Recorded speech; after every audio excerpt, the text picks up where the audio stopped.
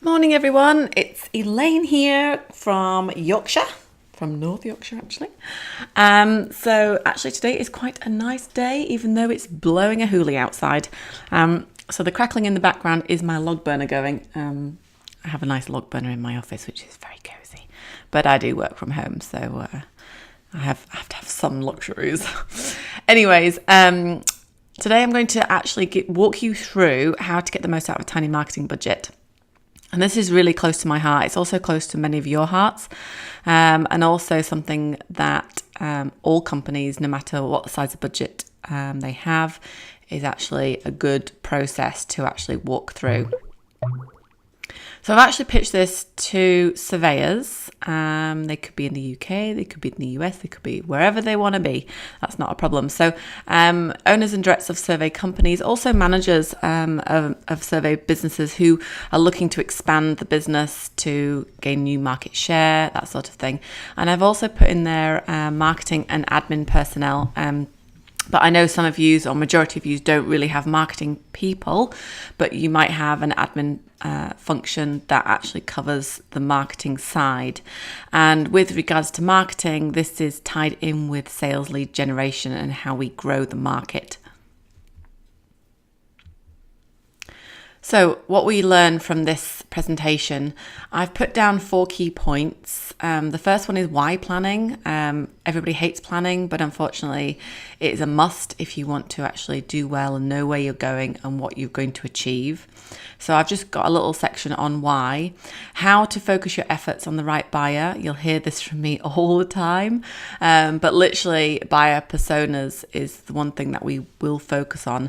And if you're focusing on the right customer, or the profitable customers, then you're more likely to get a better return on your investment. And I've also put in there why it's important. So the other thing is as well is what type of content. So the big thing with any marketing, and especially nowadays, there is so much stuff out there on the internet. The internet is set to grow by over 500%. It's, as we know, it's growing crazy at the moment.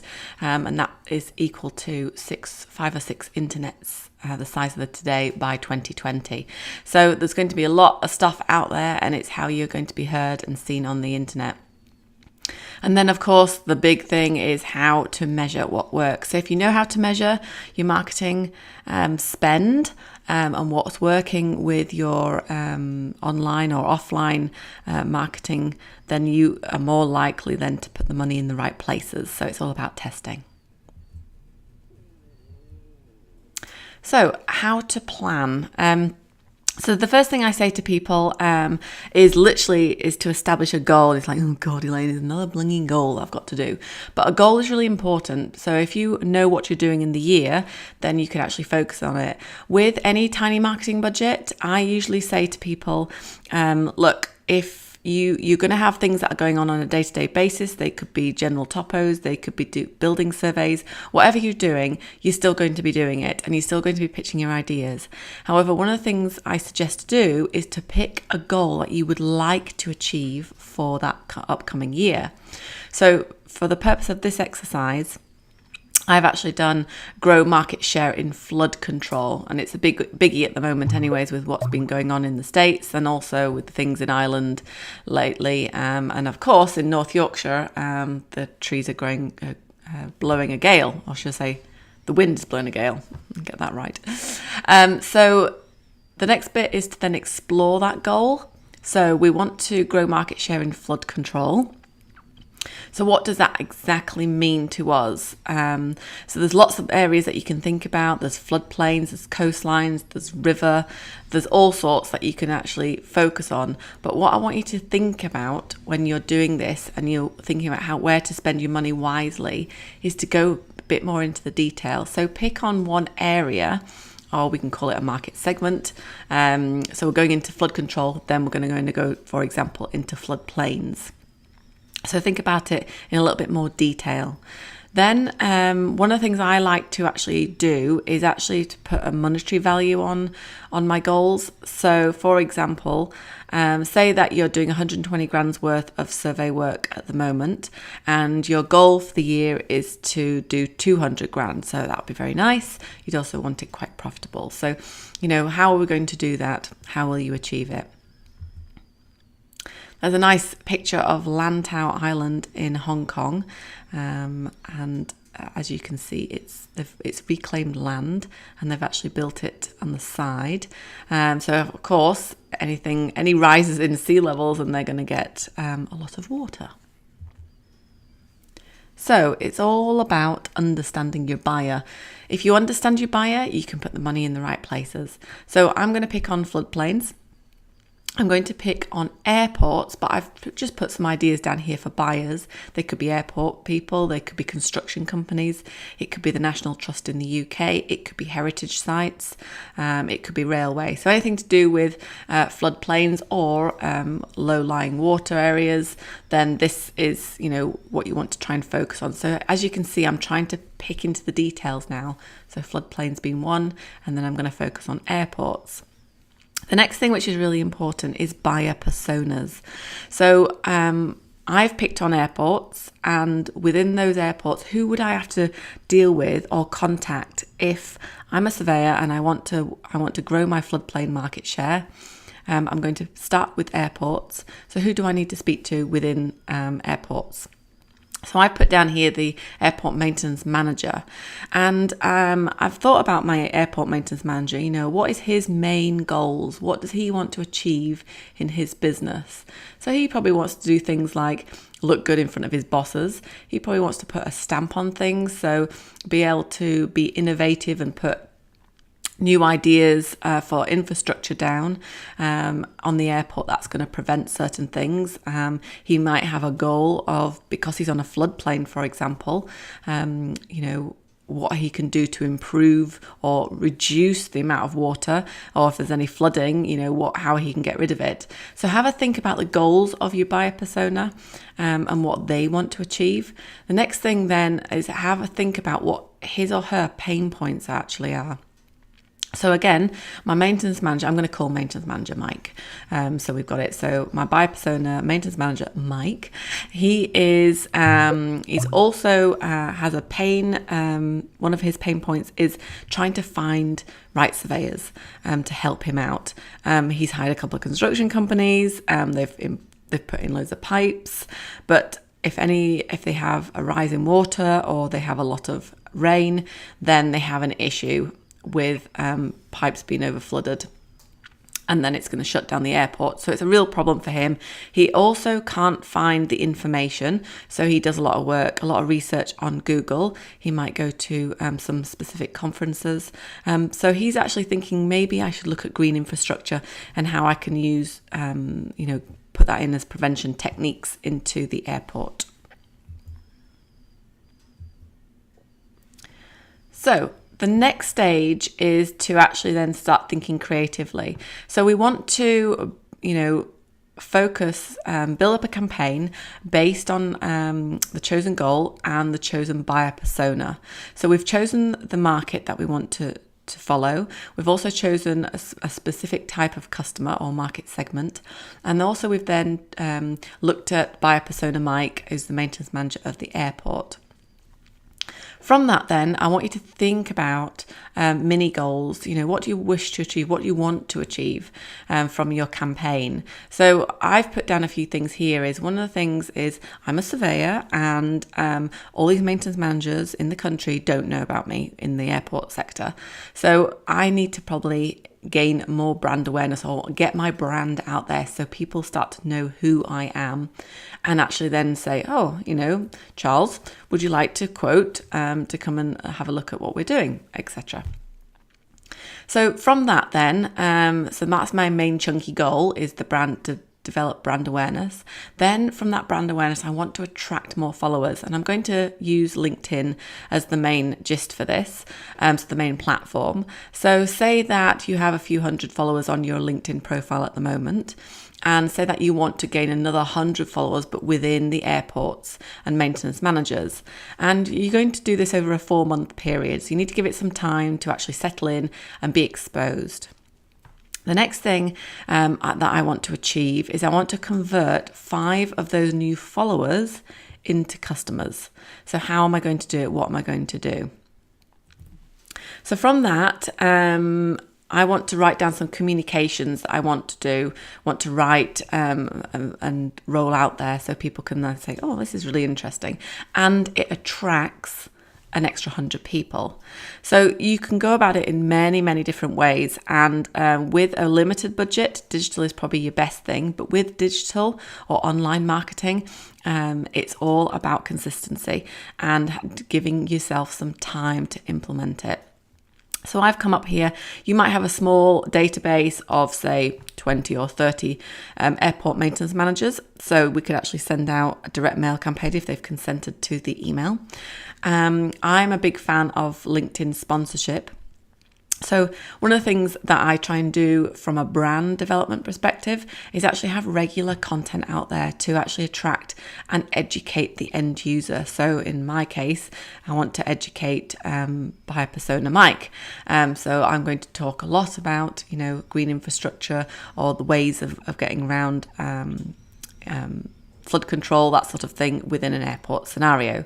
So I want to probably then look at sponsoring that particular post on my LinkedIn company page. Now, LinkedIn can be quite expensive, but the good thing about LinkedIn is it's very, very focused. So I'm going to give it a budget of, say, $200, and they don't do it in pounds if you're listening from the UK. So dollars is what you'd use it in. And the good thing about LinkedIn is that you can specifically target airport managers, airport maintenance managers, and also in a specific area. So that's also very good. Have a think about where airport maintenance manager Mike might actually go to find his information. So I've put down here a survey conference, but realistically, do you think he would go to a survey conference? Probably not. He'd probably go to a green infrastructure conference, or he'll probably go to flood control management, something like that. So you need to have a think about maybe put some of your budget towards attending some of the conferences and doing a little bit of networking. And with any networking, I always usually find out who the people are going and maybe contact them first on LinkedIn. And that's where InMail can be really, really good. So if you're on premium accounts on LinkedIn, InMail's a really good one to actually send them a nice soft sale email saying, hey, I'm attending this conference. I see that you're attending as well. I'd really like to catch up and have a coffee on my, I can pay for the coffee type thing. Would you like to meet up? So that's a really nice way of doing it. The next thing is call to actions. So everybody forgets about these, and call to actions on your social posts, but also on your website. So what we've put down here is a goal to attract and build our brand awareness. So we want to find more maintenance manager mics and attract them to our website. So the first thing is socials are supposed to be social. So getting out there and commenting on certain things and attracting people through the content that you produce. The call to action from a social could be actually click here and read more of the detail on, green infrastructure, on airport maintenance and floodplains. So you want to attract them so they click through to your website. On the website, then you need to have a think about where that buyer is. So you might get lots of people on your website, but they're not actually doing anything. Why is that? So most of the time, I think the stat from forestry research in the US was something like 74% of people, B2B or business to business, have actually done their research before they actually contact you. So make it easy for them. Have content on your website that is really informative and focused on maintenance manager Mike. So with the call to actions, you can have certain different call to actions. So if you think at the top of the sales funnel, you want things like read the blog, join the webinar. So things that actually people will take action and do. With webinars, you can actually have a gated process. So what that means is they have to sign up with the name and email and a company name. So that's really good content there that will attract them. They will sign up, and then you've got their information that you can send them latest, bits and pieces to at a later date. And then as you go into the detail, call me for a quote, or, give me a call just for a chat, that sort of thing. So they're different call to actions. So how to measure? So again, majority of people don't actually measure anything. So they just throw a load of money at it and hope for the best. And that's when most people get really upset about marketing. They're like, oh, Elaine, it's just a load of rubbish. It doesn't work, blah, blah, blah. Well, of course it doesn't work if you don't measure it. So that's one of the things that you need to have a look at. So with any type of content, look what it's doing on your LinkedIn profile. So we've looked at maintenance manager Mike, and we've posted some content related to green infrastructure and how we can prevent and preventative techniques for flood management. So you want to have a look at things like likes and shares. Shares are really strong because they're getting shared out to all their audience on their LinkedIn, and also comments. And with comments, and again, going back to the social media side, social media is all about being social. So have a think about commenting on some of the posts. So if you send something out or ask a question, make sure that you follow up with it, because that's good attraction. That's people like, oh, okay, what does this guy do? Okay, I'm gonna click on here and find out further information. Have a look at what content attracts the reader. So again, on Google Analytics, which is a great free tool for every website. And if you don't have it, you need to speak to the web developer or find out, again, I can help you on that. But it gives you some really nice basic information. So if you have specific pieces of content on there and you think, okay, that's getting read, you'll be able to tell by the time on site or the time on page and the number of sessions on that piece of content. So that's really valuable if you want to produce more of that type of content.